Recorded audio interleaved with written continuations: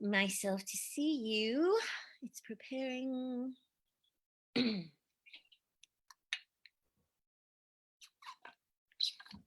So I reckon it will be starting now.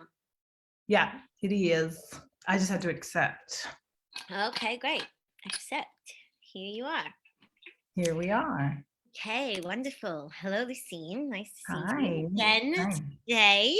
Another episode of Behind the Mask, which is my social experiment of showing up unfiltered, raw, unpolished to, speak about topics that are really moving me and that inspire me to show up and welcome my vulnerability as one of my gifts. And Lucine has been a really big part of this journey with me because her and I really love to sit and pray and do our inner work together. And so we're here again. She was on an episode a couple of weeks ago after one of our meetings. And we had another one recently. And one of the things that we were really sitting with this evening of ceremony was with fear. The fear that is upon us right now, upon many of us. And in a moment, I want to let you share a bit of the story, but I just want to give a bit of a bit of context really quick. Is that I'm like, I'm hearing a lot of people be like, well, I'm not gonna like give into the fear. I'm not gonna give into the fear. Love instead of fear. But love includes everything. That's one of the big teachings that I've been receiving lately. Love includes everything. It doesn't exclude anything. And our fear is a big part of who we are. So one of my main my main commitments right now is, rather than kind of shunning my fear or avoiding my fear or kind of putting my fear away, it's like, how do I actually normalize it, give myself permission to acknowledge that it's here, and rather than let it kind of like take hold of me and kind of like prohibit me or limit me from moving in the world with my own power and my own trust. How do I actually allow the fear that I feel to move through me? And so today we're going to be talking about moving with fear, dancing with fear. But I'd love, Lucine, for you to just offer a little bit of context on how this came about for us last week. Yeah, well, I mean, I guess for me, there was just this kind of realization that as I dropped into ceremony and really, especially going into those really still, quiet moments, we're not actively upright and praying, but where I kind of sit back and listen, was just this recognition of how much fear was in my body, just in a very, and it shows up in sometimes in like the mind stories, but then there's this other kind of fear that's just very physical. It's primal, like shaking, like my nervous system just like shaking. And I think there was something quite humbling about, like you sort of saying, there's like a part of me that's kind of like, oh, I'm not buying into the fear. Oh, I'm, these are all the things that I'm doing that are helping me to kind of, not give over to the fear. But then it really is like, well, no, actually, I'm an animal. Like, we're animals. We have we have fear that's, activated by our mind and our fearful thoughts. But there's another way in which, like, it's almost like denying one of our senses. Like, oh, I don't smell anything. Like, no, I don't smell anything. There's nothing to smell here. It's like, no, it's like a sense. Like, there's fear in the environment. And when my nervous system feels fear in the environment, it responds often by either freezing or, over functioning in some way. And it's like, by ignoring the fact, by trying to bypass that, by telling myself, oh, well, I don't believe in this fear, so it doesn't affect me, I'm actually just ignoring the fact that on a really basic primal level, it's in my nervous system. When I take ownership of that and I own it consciously, then I can work this fear through my nervous system in the same way as that primal kind of animal way. Like, I don't have to go into the story of it and try to resolve.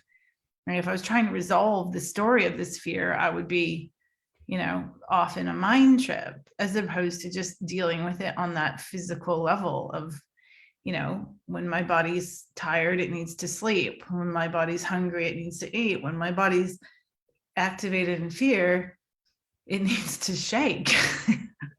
Absolutely. And that's, I think, one of the kind of big aha moments. I don't want to say aha, but I feel like one of the things that we really kind of recognize, especially with the work that we do in the world with embodiment, it's like we're constantly, we're teaching people how to move with the energies and the emotions and the feelings that they're feeling, and giving them kind of like creating permissive spaces for people to feel their feelings and move that energy. And I feel like, again, it's like when we deny the fear, it's like literally we're freezing, you Yeah. know like we're constricting our nervous system, and then like all of this energy and all of this information that's actually here to activate us, right? Because in nature, when an animal feels fear, it doesn't like freeze necessarily, like it may for a moment, but it's like all of its senses come to heightened attention.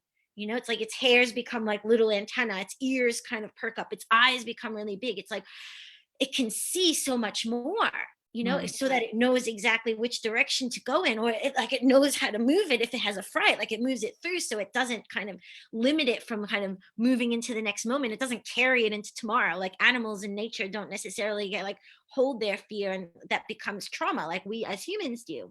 Right. And so it's like, rather than, and I feel like in the culture I was raised in, it's kind of like, especially like when I was young, oh, nothing to be afraid of. Like, no, I Yeah. was actually genuinely afraid, Yeah. Yeah.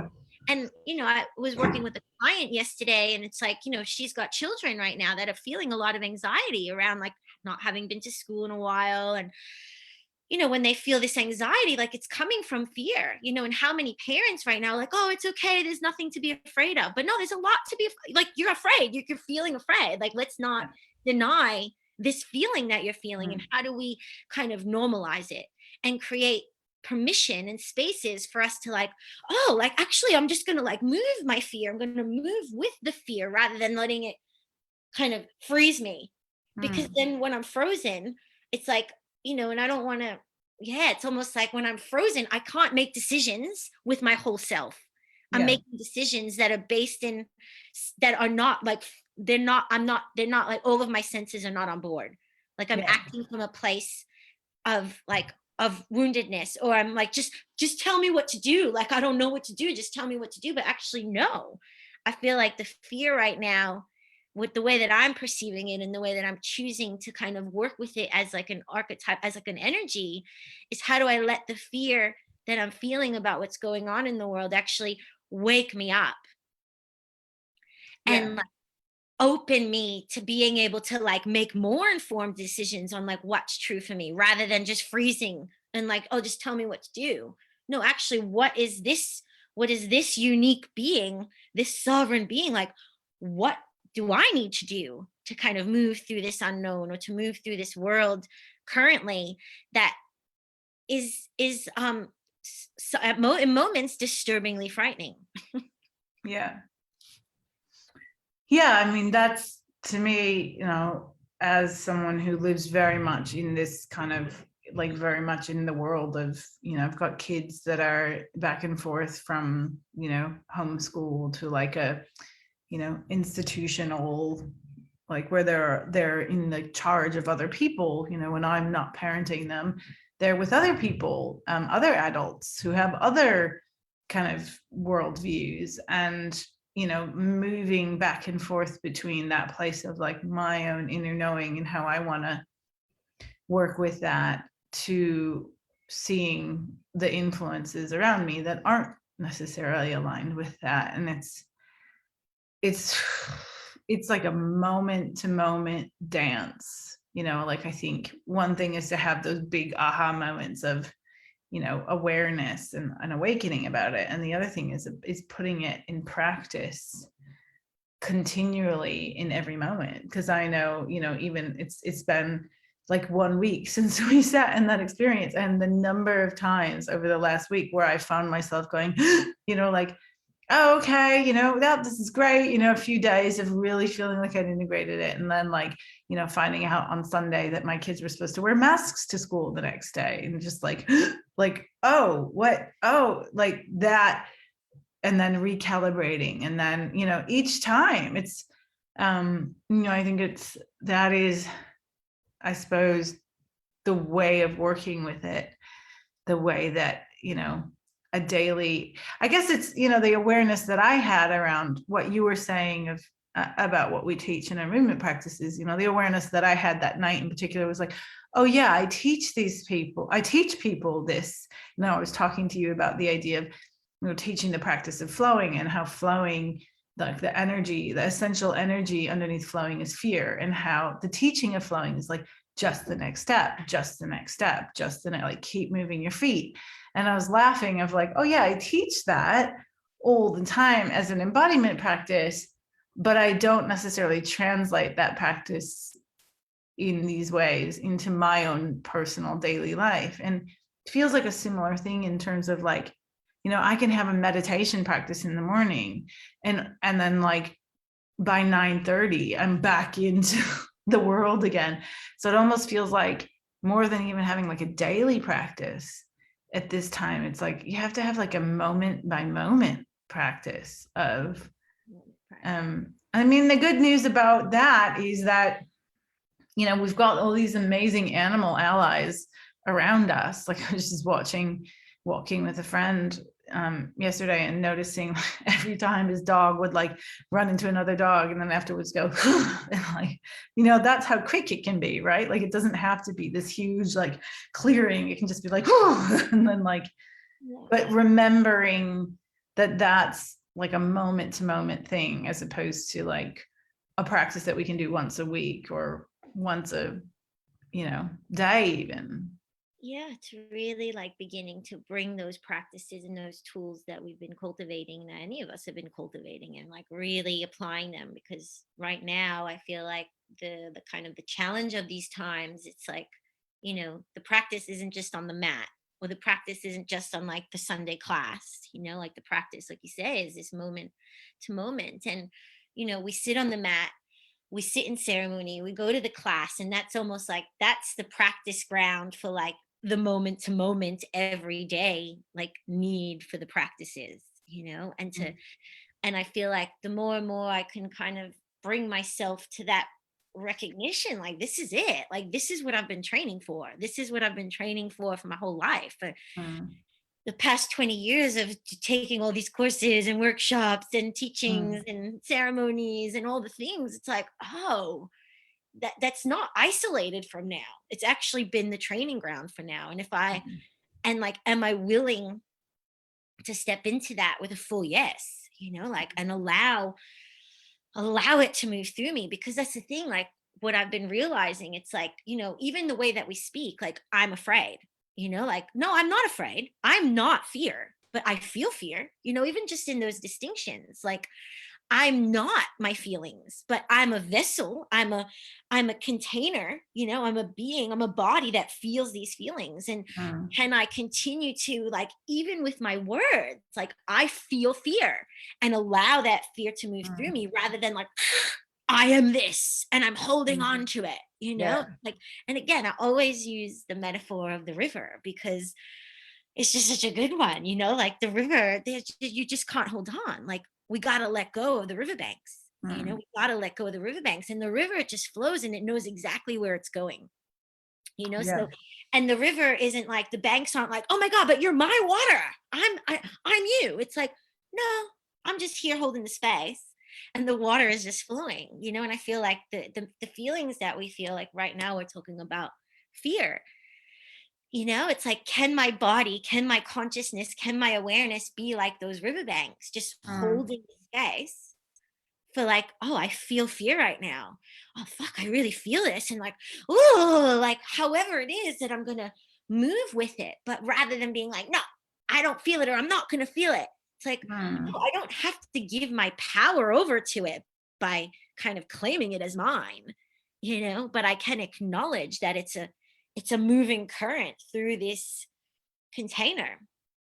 And I think it's really important as well. Like this is one of the things I work with my clients with all the time. It's like the distinction between feel like a visceral fear that's like I walk through the space and something's like versus like activating something with my mind, like thinking thoughts that make me feel afraid.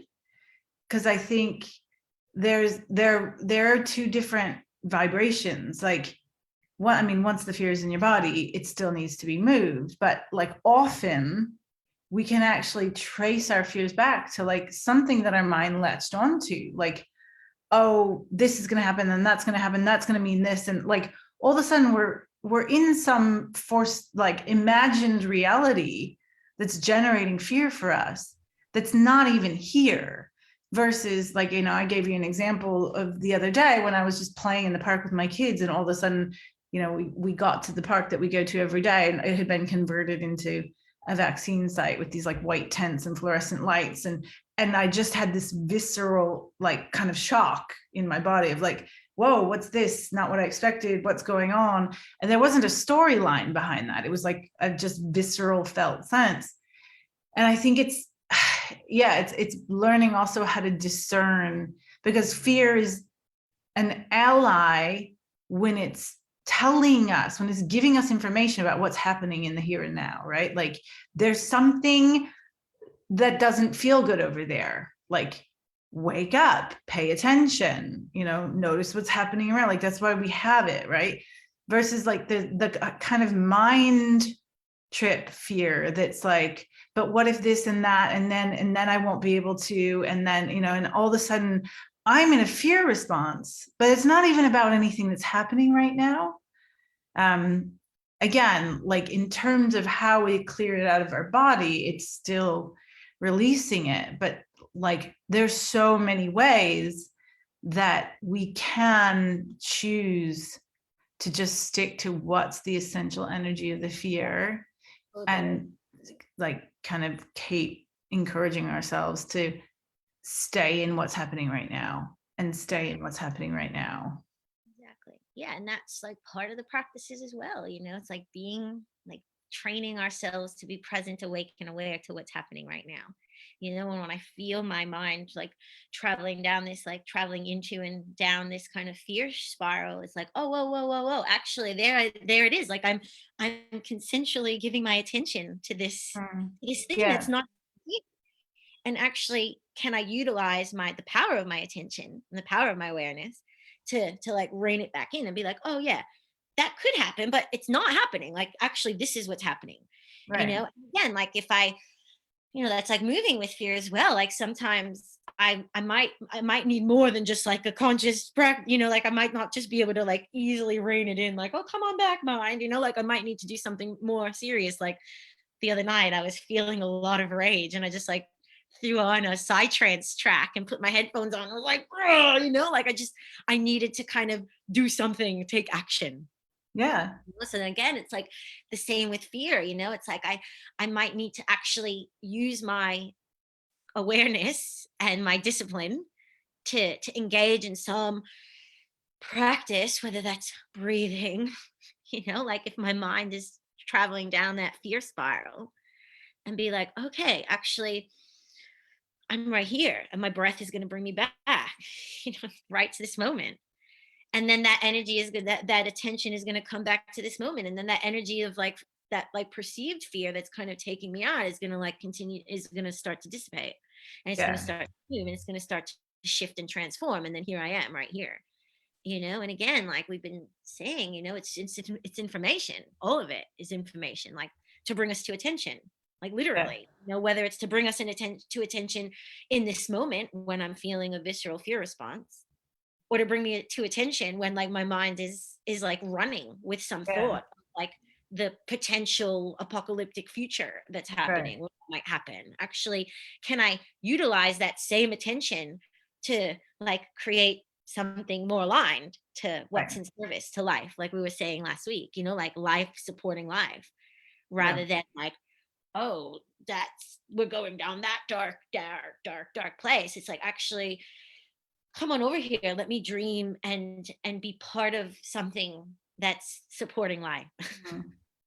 Yeah, and I think that's the thing about the movement practice or the embodiment practice. The moment, whatever your mindfulness practice is, it's almost like when we're in fear, we're in that altered fight flight state, we actually don't have the discernment to work out, is this real fear, is this future-based fear, so it's like we have to do the practice to get back to the place where we're centered and grounded. And then when we're centered and grounded, then it's like, okay, what do I need to do with this information? Like, is there actually something that I need to act on? Like, is my house actually on fire?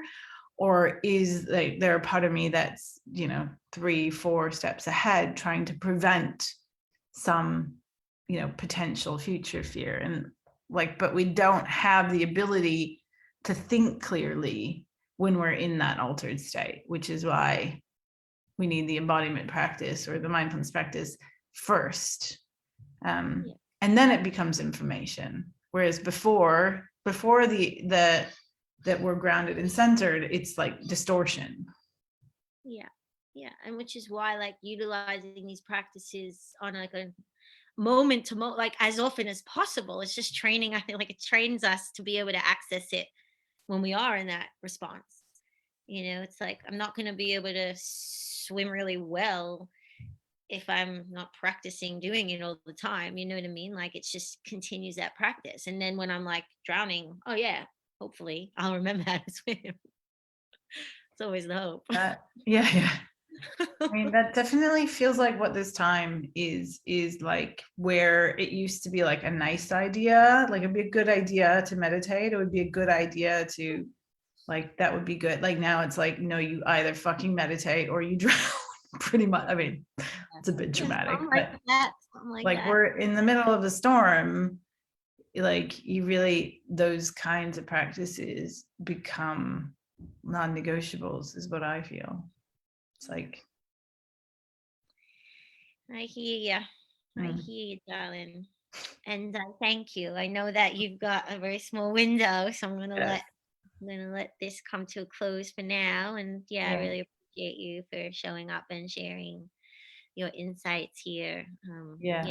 Always amazing to come together and like receive these teachings together and then find ways to distill them and articulate them. Totally. Yeah, no, I totally appreciate your commitment to this. So I'm gonna keep showing up. Keep showing up. Yeah, beautiful, darling. I love you. Love you. Have a beautiful rest of your afternoon. Thank you. Talk soon. Yeah, Bye.